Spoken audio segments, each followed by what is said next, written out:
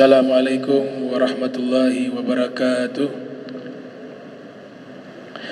Alhamdulillah wa kafa thumma salatu wassalamu ala nabiyil mustafa wa ala alihi wa sahbihi ahli sidiki wal wafa, amma ba'du. Subhanak la ilma lana illa ma 'allamtana innaka antal alimul hakim. Rabbi israh li sadri wa yassir li amrin wahlul 'uqdatam min lisani yafqahu qawli wasaddid lisani wahdi qalbi bihaqqi sayyidina Muhammadin sallallahu alaihi wa alihi wa barak wasallam. Ya man huwa fi uluwihi kain, ya man huwa fi fi'li hamid, ya man huwa fi majrihi matin. Allahumma akrimna binuril fahmi wa akhrijna min zulumatil wahmi warzuqna fahman nabiyyin wa hifdzal mursalin wa ilhama malaikatil muqarrabin.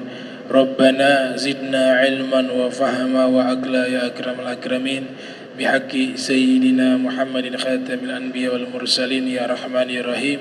Wa sallallahu ala sayyidina Muhammadin wa ala alihi wa sahbihi wa barak wa sallam walhamdulillahi rabbil alamin. Qala al-musannif rahimahullah wa radiyallahu ta'ala anhu wa ardah wa nafa'ana bihi wa bi'ulumihi wa amaddana bi asrarihi wa a'adana min barakatihi fid darain amin. Faslun. Wa ruwina an Auf ibn Malik radiyallahu anhu qala kuntu ma'a Rasulillahi sallallahu alaihi wasallam laylatan faqama faqara'a surat al-Baqarah la yamurru bi ayati rahmatin illa waqaf wa sa'al wa la yamurru bi ayati azabin illa waqaf wa ta'awadha. Qala thumma raqa'a bi qadri qiyamihi yaqul fi ruku'ih Subhana dhil jabarut wal malakut wal kibriyai wal azamah.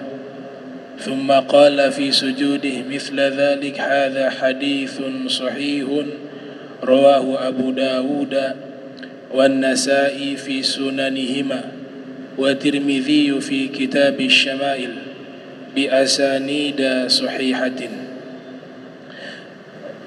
Diriwayatkan kepada kami waruwina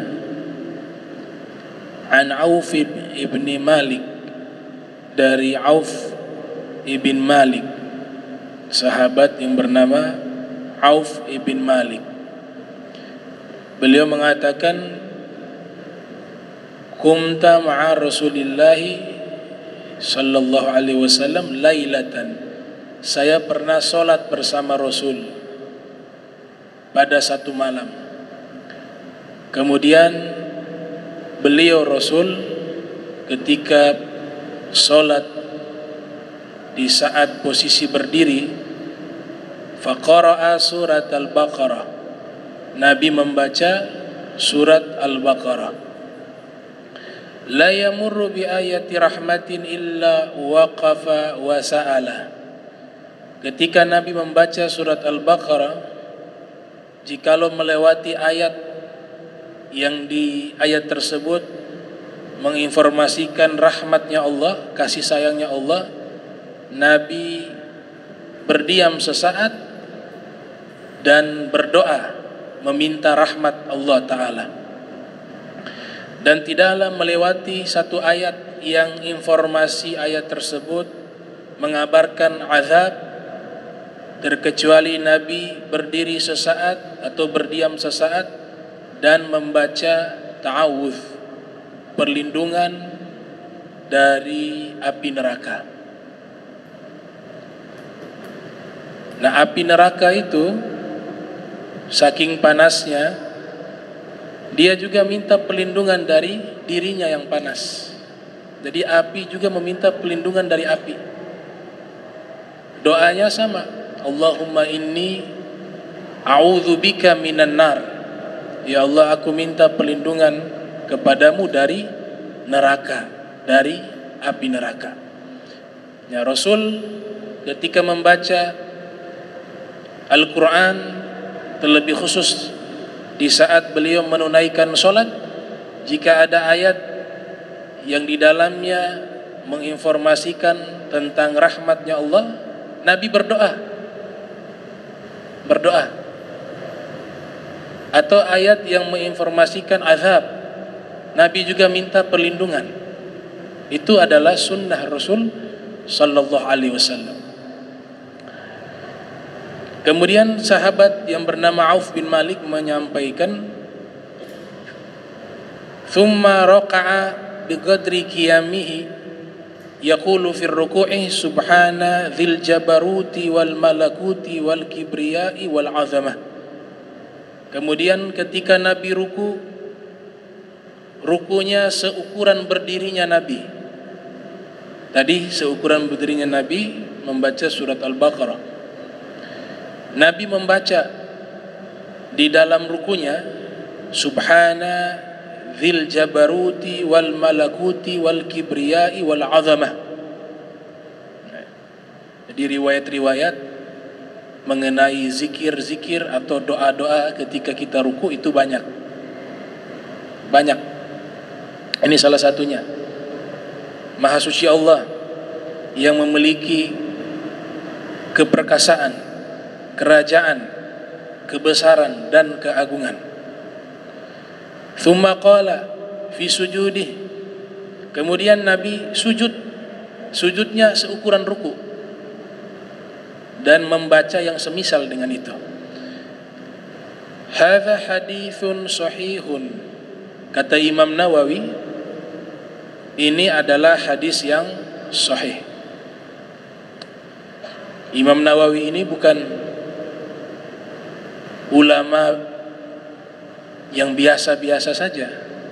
Imam Nawawi ulama besar, seorang wali, kutub fi zamani, pemimpin aulia di zamannya. Imam Nawawi. Dan semua kitab beliau sudah dikasyaf oleh ulama, itu ada cahayanya, ada nurnya. Semua kitab Imam Nawawi ada nurnya. Beliau tidak main-main di dalam menghabiskan umurnya. Ketika hidup di dunia tidak main-main. Itu disebutkan masuk kamar mandi seminggu sekali.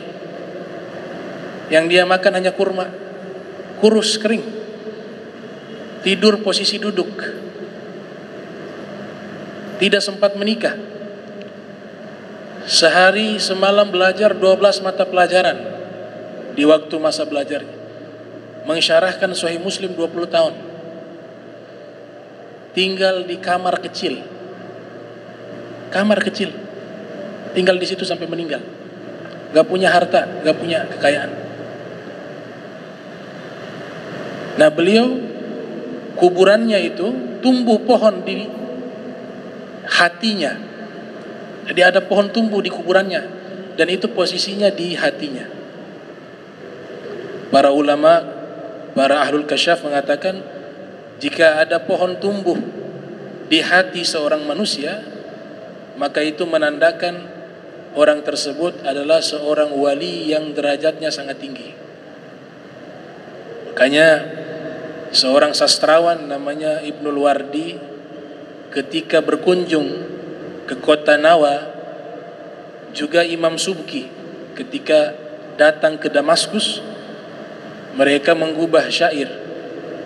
Ibnul Wardi menyatakan di dalam syairnya itu, lakiti khairan ya Nawa wa ukiti min alamin Nawa falaqad nasha biki alimun lillahi akhlasa ma nawa wa ala siwahu fadluhu fadlal hububi ala nawa. Ini sastrawan, ahli puisi. Ketika berkunjung ke satu perkampungan kecil namanya Nawa, tempat di mana dilahirkannya Imam Nawawi, ia mengatakan, sungguh beruntung wahai kota Nawa, karena ada manusia terbaik pernah lahir di tempatmu. Yang dimaksud siapa? Imam Nawawi. Lakiti khairan ya Nawa, dan engkau dijaga dari pedihnya perpisahan. Sungguh di kotamu itu, di tempatmu itu telah lahir seorang alim, seorang zahid, seorang ulama yang sangat ikhlas di dalam niatnya. Dan kemuliaan ulama tersebut, yaitu Imam Nawawi, dibanding dengan ulama-ulama yang lain, bagaikan biji-biji kering dengan perbandingan dengan biji kurma. Jadi Imam Nawawi faqihul muhaddithin wa muhaddithul fuqaha, ahli fikih di kalangan ahli hadis dan ahli hadis di kalangan ahli fikih. Beliau disebut sebagai rukunul mazhab Syafi'i, tiang penyangga mazhab Syafi'i. Ada ulama Banten tabarukan dengan namanya, jadi ulama besar, Syekh Nawawi Al-Bantini. Ayah beliau cinta dengan karya-karya Imam Nawawi, cinta dengan Imam Nawawi, berharap anaknya nanti menjadi ulama yang alim seperti Imam Nawawi. Lahirlah anak laki-laki, diberikan nama Muhammad An-Nawawi. Ternyata jadi ulama besar, Sayyidul Hijaz, Sayyidu Ulama'il Hijaz, pemimpin ulama Hijaz fi zamanih, di zamannya. Beliau di kota, di wilayah Banten, tapi hijrah ke Makkah, menjadi ulama besar di kota Makkah dan dimakamkan di Ma'lah di kota Makkah. Jadi Imam Nawawi ulama yang kelasnya aulia. Kitab terakhir yang beliau tulis,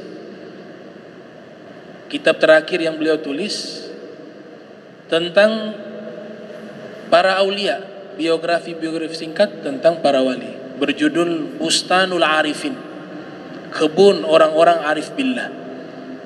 Dan beliau sering memberikan judul dengan kata kebun. Ada Riyadus Salihin, taman atau kebun orang-orang soleh. Kitab terakhir beliau tulis berjudul Bustanul Arifin, kebunnya orang-orang arif billah, yaitu para aulia. Dan tidak sempat menikah. Bukan tidak mau menikah, tidak sempat menikah. Waktunya tidak cukup untuk urus istri, anak gak cukup. Dia sudah wakafkan umurnya untuk berkhidmah kepada agamanya Nabi Muhammad SAW, untuk ilmu saja dan mengajar dan ibadah. 3 itu saja kesibukan beliau, belajar, mengajar, ibadah, sampai meninggal dunia. Nah, beliau mengatakan hadza haditsun sahihun, ini hadis yang sahih, diriwayatkan oleh Abu Daud, ulama hadis asal Afghanistan, di satu tempat namanya Sijistani. Beliau lahir pada tahun 202 Hijriah, wafat pada tahun 275 Hijriah. Hadis di dalam sunannya itu beliau seleksi sehingga hanya sampai ribuan hadis. Tapi koleksi hadis beliau, baik dari sisi menulis riwayat-riwayat hadis ataupun hafalannya, itu ada 500.000 hadis. Tapi diseleksi, jadi ribuan hadis dimasukkan ke dalam kitab yang beliau masyhur dengan kitab tersebut, yaitu Sunan Abi Daud. Sebelum beliau menyebarkan kitab itu, beliau presentasikan dulu di hadapan salah satu gurunya, Imam Tajuddin As-Subki, dalam kitab Tabaqatus Syafi'iyyatil Kubra, yang lahir pada tahun 727 Hijriah, wafat 771 Hijriah, menyebutkan innahu arada ala Ahmad bin Hanbal. Itu kitab Sunan Abi Daud yang ditulis oleh Abi Daud, beliau presentasikan di hadapan Imam Ahmad bin Hanbal. Fastahsanahu. Imam Ahmad bin Hanbal memeriksa, melihat bagaimana ia mempresentasikan hadis tersebut, maka Imam Ahmad bin Hanbal menganggap kitab tersebut kitab yang bagus. Bahkan dikatakan Sunan Abi Daud ini kalau kita jadikan sebagai kitab hadis hukum sudah cukup, tanpa kitab-kitab yang lain. Itu kata ulama hadis, karena memang kitab-kitab sunan itu mengumpulkan hadis-hadis yang berkaitan tentang masalah hukum. Makanya disebut dengan sunan. Kalau Sunan Tirmizi ada khilaf di kalangan muhaddithun. Ada yang mengatakan Sunan Tirmizi bukan kitab sunan, karena di situ ada pembahasan-pembahasan yang di luar topik-topik hukum. Maka dinamakan jami'. Sebagian ulama masih menyatakan bahwa Sunan Tirmizi adalah kitab sunan. Tapi kalau Sunan Abi Daud itu disepakati itu adalah kitab sunan, yang salah satu daripada kitab sunan yang terbaik. Ini hadis diriwayatkan oleh Abu Daud. Nama aslinya Sulaiman bin Ash'as. Nama aslinya Sulaiman bin Ash'as. Kemudian memiliki anak juga namanya Ibnu Abi Daud. Beliau punya anak laki-laki, memiliki anak laki-laki, seorang ulama besar yang menulis kitab berjudul Kitabul Ba'thi, membahas tentang hari kebangkitan.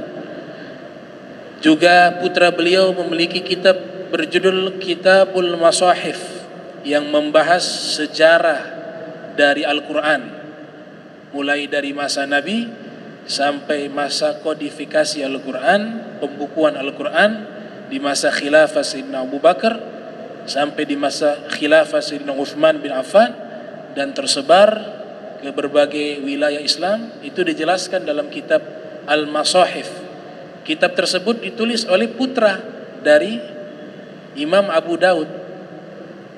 Imam Az-Zahabi dalam siarnya mengatakan biasa disebut dengan Al-Imam Ibnu Abi Daud. Al-Imam Ibnu Abi Daud, imam putranya Abi Daud. Kemudian hadis ini juga diriwayatkan oleh Imam An-Nasa'i.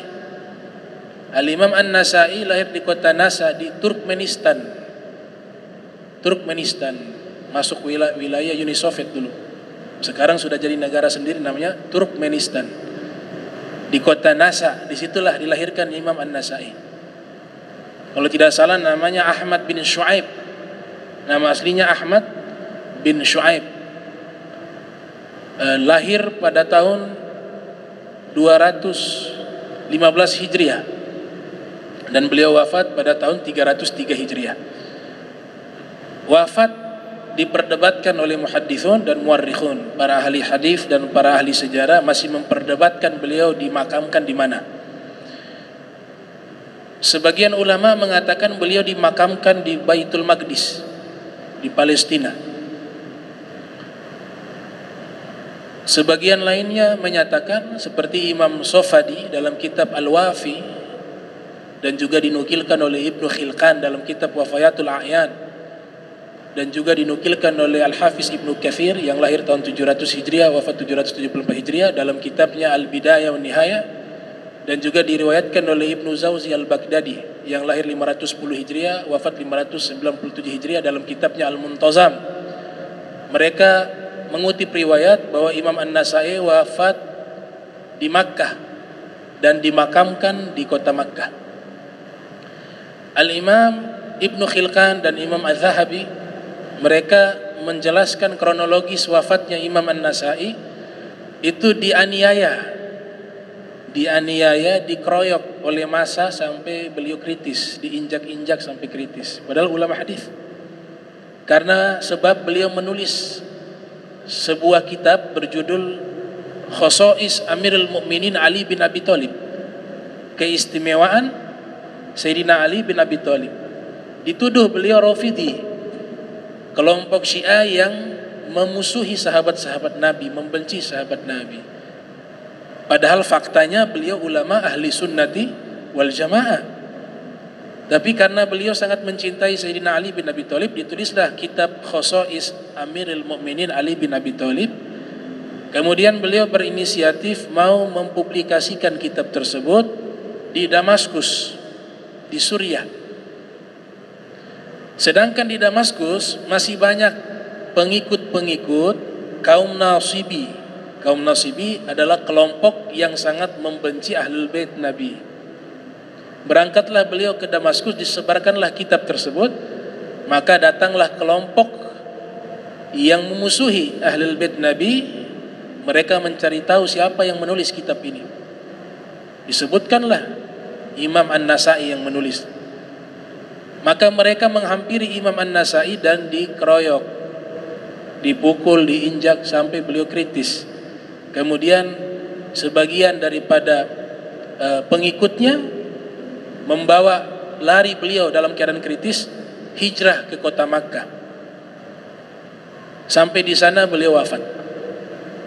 Itu kronologis wafatnya Imam An-Nasai. Tapi terbukti beliau orang besar. Buktinya sampai hari ini kitabnya jadi rujukan. Kitab induk hadis yang 6 termasuk beliau, Sunan An-Nasai. Kemudian yang berikut, hadis ini diriwayatkan oleh Imam At-Tirmidzi. Nah, Imam At-Tirmidzi lahir di kota Termez yang ada di Uzbekistan. Dilahirkan pada tahun 209 Hijriah, wafat 279 Hijriah. Hadis ini beliau riwayatkan dalam kitab Asy-Syama'il, berjudul Asy-Syama'il Al-Muhammadiyah, yang membahas tentang sifat-sifat Nabi kita Muhammad sallallahu alaihi wasallam dengan sanad yang sahih. Jadi kalau kita mau mengamalkan misalnya doa ruku, ini riwayatnya sahih. Subhana dzil jabarut wal malakut wal kibriyai wal azamah. Bisa dipakai itu. Sekali-sekali kata Imam Nawawi, kalau yang sudah biasa baca Subhana Rabbil Azim, sekali-sekali uji coba dengan doa yang lain di ruku, boleh. Ada riwayatnya. Bahkan Imam Nawawi mengatakan paling bagusnya semua riwayat tentang zikir-zikir di saat ruku itu digabung jadi satu. Jadi panjang tuh. Tapi kalau tidak mampu, minimal baca ganti-ganti. Tidak mampu juga, ya sudah, baca itu Subhana Rabbil Azim salasan. Gitu. Itu Imam Nawawi yang mengatakan demikian. Nah, hadis ini juga diriwayatkan oleh Imam Tirmidzi, lahir pada tahun 209 Hijriah, wafat 279 Hijriah, dalam kitab Asy-Syama'il Al-Muhammadiyah bi asanida sahihatin, dengan sanad-sanad yang sahih, kata Imam Tirmidzi. Wa ruwina fi sahih Muslim an Ibni Abbas radhiyallahu anhu qala Rasulullah sallallahu alaihi wasallam fa amma ar-ruku'u fa'azzimu fihi rabbah. Ada riwayat yang lain disebutkan di dalam Sahih Muslim. Sahih Muslim ditulis oleh Imam Muslim Ibnul Hajjaj Al-Kushairi Naisabur, lahir di kota Naisabur. Naisabur itu satu kota yang ada di Iran, di Persia. Imam Muslim dilahirkan pada tahun 204 Hijriah, wafat pada tahun 261 Hijriah. Beliau salah satu juga murid dari Imam Bukhari dan juga salah satu murid dari Imam Ahmad bin Hanbal. Imam Ahmad yang lahir tahun 164 Hijriah, wafat 241 Hijriah, bermukim di Baghdad. Beliau di Naisabur, di Naisabur, tapi sering keluar dari Naisabur ketemu dengan Imam Ahmad di Baghdad, bertalaki di sana, belajar. Kemudian kembali ke Naisabur, Imam Bukhari berkunjung ke kota Naisabur, tinggal di sana beberapa tahun. Maka Imam Muslim mengambil kesempatan belajar kepada Al-Imam Al-Bukhari. Imam Muslim juga wafat, ada kronologis, ada kisah. Di satu seminar ilmiah beliau memaparkan hadis-hadis Nabi Muhammad sallallahu alaihi wasallam, kemudian diberikan sesi tanya jawab. Maka salah satu penanya mengangkat tangan, ia mengajukan satu pertanyaan hadis, dia sebutkan sanadnya, kemudian matan hadisnya. Kemudian bertanya kepada Imam Muslim, wahai Imam Muslim, ini hadis riwayatnya bagaimana, sahih atau tidak? Apakah ini yang saya sampaikan hadis atau bukan? Ternyata Imam Muslim belum pernah mendengar riwayat tersebut. Maka Imam Muslim mengatakan, beri saya waktu, saya cari tahu apakah ini hadis Nabi atau bukan. Tapi selama ini saya belum pernah tahu nih ada hadis semacam ini, yang isinya seperti ini, sanadnya seperti ini. Maka Imam Muslim kembali pulang ke rumah penasaran, cari tahu nih. Dia membuka lagi lembaran-lembaran catatan hadisnya untuk mencari tahu hadis yang satu hadis yang beliau tidak ketahui. Sampai tidak sadarkan diri, waktu berjalan 3 hari 3 malam meninggal di dalam mencari hadis Nabi Muhammad sallallahu alaihi wasallam. Itu kronologis wafatnya Imam Muslim yang diriwayatkan oleh Al-Imam Al-Zahabi dan juga Al-Imam Ibnu Khilqan dan Imam Al-Mizi dalam kitab Tahdzibul Kamal fi Asma'ir Rijal. Nah, ini hadis kami riwayatkan dalam Sahih Muslim dari Ibnu Abbas. Ibnu Abbas sahabat Rasul dan juga sepupu Rasul. Ayah beliau bernama Abbas ibni Abdul Muttalib, saudara kandung dengan ayahnya Nabi Muhammad, yaitu Sayyidina Abdullah ibni Abdul Muttalib. Ayah beliau Sayyidina Abbas walaupun pangkatnya paman Nabi, tapi memposisikan Nabi walaupun sebagai ponakan, bukan seperti ponakan, tapi dianggap Nabi Muhammad layaknya guru. Sehingga sahabat-sahabat ketika menyaksikan kedekatan Sayyidina Abbas dengan Nabi Muhammad sallallahu alaihi wasallam, itu mereka melihat layaknya sebagai guru dan murid. Rasulullah sebagai guru, paman beliau Sayyidina Abbas sebagai murid. Bahkan ada yang bertanya kepada Sayyidina Abbas, engkau dengan Nabi siapa lebih besar? Itu. Sebenarnya maksud pertanyaan ini, lebih tua usianya siapa? Sayyidina Abbas menjawab dengan adab. Ia mengatakan bahwa kalau saya lebih besar usianya, namun Nabi Muhammad lebih besar derajatnya. Katakan begitu. Saya usia saja lebih tua, tapi lebih besar Nabi Muhammad sallallahu alaihi wasallam sebagai Rasul. Memiliki anak namanya Abdullah ibni Abbas. Anak ini mendapatkan doanya Nabi, dan juga Nabi pernah meludah ke dalam mulutnya sehingga beliau menjadi orang alim. Bahkan Imam Bagawi yang dilahirkan tahun 433 Hijriah, wafat 516 Hijriah, menyebutkan dalam kitab Mu'jamnya dari Ibnu Umar mengatakan kepada Ibni Abbas, wahai Ibni Abbas, saya melihat Rasul, inni ra'aitu Rasulullah sallallahu alaihi wasallam da'aka, mendoakan engkau secara khusus. Famasaha ra'saka, dan Nabi mengusap kepalamu. Wa qala wa tafala fi fika, dan Nabi meludah ke dalam mulutmu. Wa qal, dan Nabi berdoa, Allahumma faqihhu fid din wa 'allimhu ta'wila. Ya Allah, berikan anak ini faqih, paham akan agamanya, dan ajarkan pada anak ini takwil Al-Quran. Bibarakati doa Nabi dan berkat liurnya Nabi, Nabi ludah ke dalam mulutnya, tumbuh besar menjadi ulamanya sahabat. Sehingga julukan beliau itu Al-Bahr, lautan ilmu. Julukan lainnya adalah Turjamanul Quran, yaitu penterjemah Al-Quran.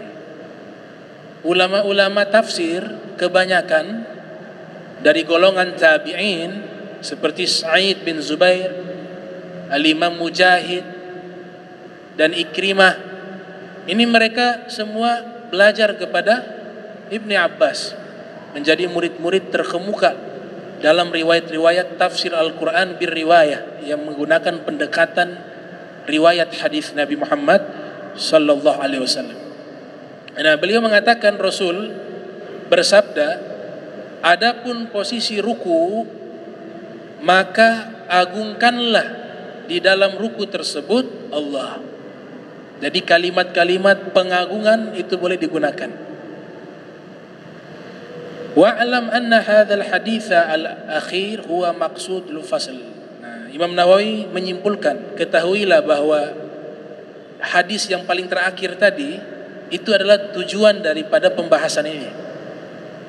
yaitu mengagungkan Allah Subhanahu wa taala di dalam ruku dengan lafaz apapun, kata beliau, selama isinya pengagungan dan menggunakan bahasa Arab. Bahasa asing yang lain enggak boleh. Batal. Boleh bahasa asing di dalam sholat ketika kita doa, terutama posisi ruku atau sujud, boleh dalam hati. Enggak boleh dilafatkan. Kemudian yang paling afdol, kata beliau, zikir-zikir ruku yang paling afdol menggabungkan semua zikir yang diriwayatkan. Semua zikir yang diriwayatkan itu kita gabung jadi satu, boleh. Itu ketika pengantar khotib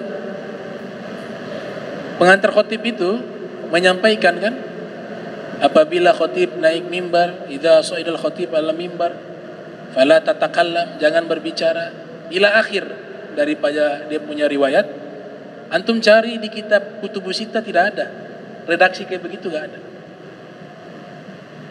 Hari Jumat Sayyidul Ayyam, Sayyidul Fuqara'i wal Masakin, gak ada teks persis kayak begitu, gak ada di Kutubus Sittah. Silakan cari, gak ada. Tapi bukan berarti salah. Kok tidak ada riwayat itu, kok dipakai? Jadi tidak adanya itu teksnya utuh persis seperti itu tidak ada. Tapi kalau potongan-potongannya ada. Potongan-potongannya ada. Di situ ada sabda Nabi, ada ucapan Sayyidina Umar, ada ucapan ulama, ada hadis, digabung jadi satu teks itu. Itu metode namanya jam'un nusus atau jam'ur riwayat. Namanya apa? Jam'ur riwayat. Menggabung riwayat-riwayat itu boleh selama ada riwayatnya. Selama ada riwayatnya. Dan riwayatnya bukan riwayat palsu. Memang ada. Sebagaimana ini, doa ketika atau zikir ketika ruku, Imam Nawawi mengatakan yang paling afdol kalian baca zikir ketika ruku, menggabungkan semua riwayat-riwayat yang berkaitan dengan zikir di saat ruku. Itu paling afdol. Jika memungkinkan, jika mampu. Kalau tidak mampu, maka cukup dengan riwayat yang Nabi katakan, idza qala ahadukum subhana rabbil azim thalathan faqad tamma ruku'uh. Cukup itu. Kalau gak bisa yang panjang-panjang, itu sudah cukup. Kemudian beliau katakan, disunnahkan dengan tasbih tadi, paling sedikit sempurnanya, paling minimal sempurnanya itu 3 kali bacaan tasbih tersebut. Seandainya dia ringkas baca 1 kali sekalipun, maka itu sah. Dan disunnahkan dia meringkas sebagian dan melakukan sebagiannya di lain waktu. Artinya boleh kita ganti-ganti tuh zikir yang ada riwayatnya itu. Di sholat zuhur kita baca yang beda, asar beda lagi, boleh, selama ada riwayat tersebut atau yang diajarkan oleh Nabi Muhammad sallallahu alaihi wasallam. Kemudian beliau katakan, wa'lam anna dzikra fir ruku'i sunnatun indana wa inda jamaahir ulama. Ketahuilah sesungguhnya zikir yang dibaca ketika ruku' hukumnya sunnah menurut ulama-ulama mazhab Syafi'i dan mayoritas para ulama. Falau tarakahu amdan aw sahwa la tabtul salatuhu. Seandainya dia sengaja meninggalkan zikir ruku tapi diam enggak baca apa-apa, sengaja lagi, tidak membatalkan sholat. Ataupun dia lupa, tidak membatalkan sholat. Dan tidak berdosa. Wala ya'tham. Wala yasjudu li sahwi. Dan tidak perlu sujud sahwi. Wa dhahabal imamu Ahmad ibn Hanbal wa jama'atun ila annahu wajib. Dan menurut Imam Ahmad bin Hanbal dan sekelompok ulama menyatakan bacaan zikir tersebut wajib. Kalau mazhab Hambali wajib. Tapi sunnah tinggalkan sayang, hanya sekedar diam itu sayang sekali. Cuma kita lagi bahas status hukum di sini. Fayambaghi lil musalli al muhafadha alaihi li ahadithi thariha.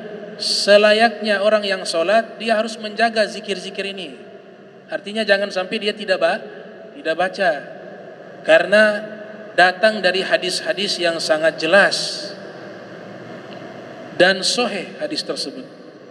Sebagaimana hadis Ibni Abbas mengatakan, rukulah ya. Adapun ruku maka agungkanlah di dalam ruku nama Allah. Dan juga keluar dari khilaf ulama. Faslun yukrahu qira'atul Qur'ani fir ruku'i was sujud fa in qara'a ghairal Fatihati lam tabtul salatuhu. Fasal membahas dihukumi makruh membaca Al-Qur'an di dalam posisi ruku dan sujud. Jadi kita sholat posisi ruku, kita baca Al-Quran atau posisi sujud. Hukumnya makruh, tidak baik. Kalau doa, boleh. Doa yang kita ambil dari Al-Quran dan hadis Nabi, boleh. Tapi ketika membacanya, niatnya baca doa, bukan niat membaca Al-Quran dan bukan niat membaca hadis. Kalau doanya dianjurkan. Tapi kalau doa yang kita ambil dari referensi Al-Quran ataupun referensi hadis, kemudian doa ini kita baca ketika sujud ataupun ruku, dan kita meniatkan ini sebagai bacaan Al-Quran atau bacaan hadis, maka dia menjadi makruh. Kenapa bacaan Al-Quran? Kalau hadis sudah jelas, karena ulama menyatakan tidak dianjurkan sama sekali ketika sholat membaca hadis. Walaupun hadis qudsi, ada hadis qudsi dari Allah juga sekalipun, hadis qudsi tidak boleh dipakai di dalam sholat. Yang bisa dipakai bacaan dalam sholat ketika posisi berdiri terlebih khusus, itu hanya bacaan Al-Quran. Bacaan Al-Quran diperbolehkan. Tapi ketika ruku dan sujud kita membaca Al-Quran, maka hukumnya makruh. Bahkan sebagian ulama mengatakan kalau yang kita baca surat Fatihah di dalam ruku dan sujud, sholat kita batal. Sebagian ulama membaca surat Fatihah di dalam posisi ruku dan sujud, sebagian ulama mengatakan batalat sholatuhu, sholatnya batal. Kenapa? Karena bukan tempatnya. Tempatnya baca Al-Quran dalam sholat ketika berdiri.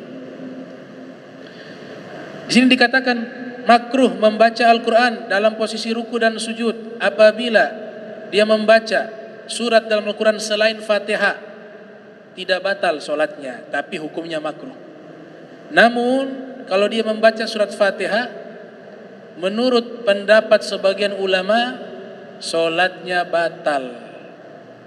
Sekali lagi ya, menurut sebagian ulama, membaca surat Fatihah di posisi ruku dan sujud, mereka menyatakan sholatnya batal. Namun Imam Nawawi memilih pendapat tidak batal, dan itu pendapat yang lebih sahih.